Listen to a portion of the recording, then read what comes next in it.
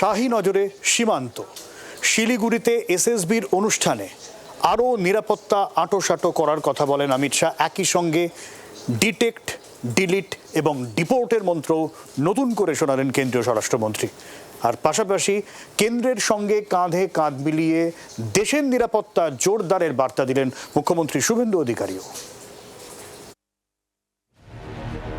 নেপাল, ভুটান, বাংলাদেশ, তিন দিকে তিন দেশ, মাথার ওপর চীনের খাড়া। মানচিত্রে এই মুরগির গলার মতো দেখতে অংশটাই হলো চিকেন স্নেক শিলিগুড়ি করিডোর। উত্তর পূর্ব ভারতের সঙ্গে দেশের বাকি অংশের যোগাযোগকারী একমাত্র রাস্তা। ভৌগোলিক কারণে এই অংশ বরাবরই মাথা ব্যথা ভারতের। তৃণমূল আমলে রাজ্য সরকারের অসহযোগিতার কারণে এই মাথা ব্যথা অনেকটাই বেড়ে গিয়েছিল।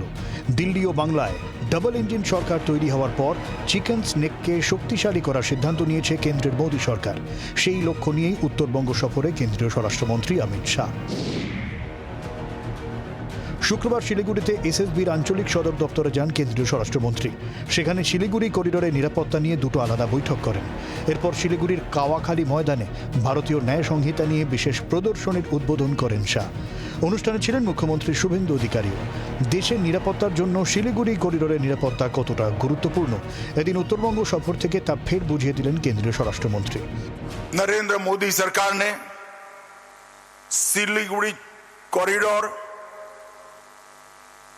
चिकन नेक के राष्ट्रीय सुरक्षा के दृष्टिकोण को, उसके महत्व को बहुत अच्छे तरीके से पहचाना है। 8 राज्यों को जोड़ने वाला ये अत्यंत संवेदनशील महत्वपूर्ण गलियारा है। বহিরাগত মুক্ত দেশ করতে ফের ডিটেক্ট, ডিলিট অ্যান্ড ডিপোর্টের মন্ত্র শোনালেন শাহ। हमारी बंगाल सरकार का अटल फैसला है, डिटेक्ट, डिलीट और डिपोर्ट। एक एक घुसपैठिए को चुन चुन कर पश्चिम बंगाल से निकालने का मैं फिर से एक बार बंगाल की जनता को वादा करना चाहता हूं।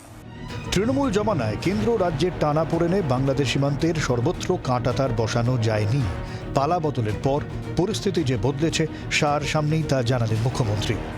पश्चिम बंगाल का सरकार इतना छोटा टाइम के अंदर 242 किलोमीटर जमीन बीएसएफ को दे दिया है। ये कमिट करता हूं ये पश्चिम बंगाल सरकार और भारत सरकार का गृह मंत्रालय हम लोग एक साथ काम करेगा और विकसित भारत 2047 में सबसे बड़ा योगदान पश्चिम बंगाल का ही रहेगा।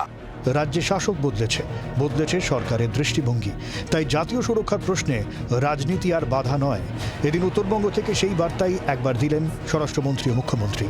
ক্যামেরায় অমিতের সঙ্গে কমলাক্ষ ও নারায়ণের রিপোর্ট, জি 24 ঘন্টা।